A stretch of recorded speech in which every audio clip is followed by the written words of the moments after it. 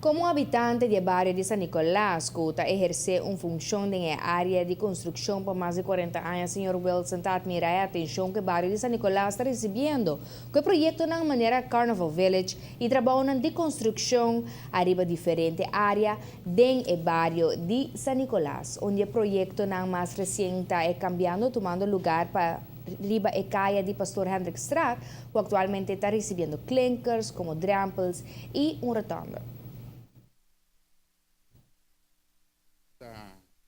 Tá que tá bom, tá vira tempo que não tá guardando roupa para mirar pouco movição na San Nicolás, então não tá contente com a coisa não tá passando aqui.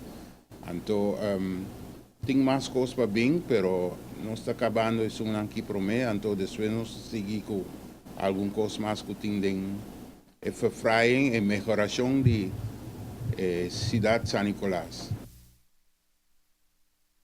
Acerca un habitante de Pastor Hendrik Straat, que explica a importância de a adaptação tomando lugar de caia aqui.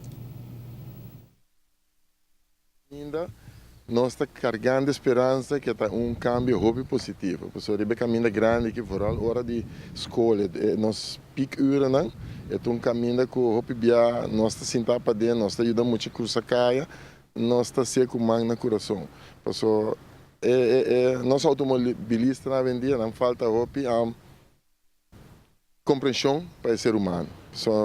Dilante nós mesmos que não tem diferente acidente que aí auto que dá muito. Que para nós estamos mirando com pensamento positivo que também ajuda só para motorista na velocidade e conscientizar mais tanto que não dilante caminho que tem a escola. O caminho que em San Nicolás tem este centro de escola na Amitayame. Se você de macro supermarket bem bom, é também com hora que cantinho carnaval, nós está carga todo peso de emocionante de escola, mas que cai que carga peso de carnaval. Habitante de barrio de San Nicolás, que admira a vida comercial back dentro ng barrio, é que segundo nang tahasi opi falta, nang desejo tapa e comerciante nang ku inicia com o negócio do passado dentro da área de San Nicolás e a muda para outra área nang, o comerciante nang aqui começa a mira o potencial ku alanta cabeça back para riba de brug.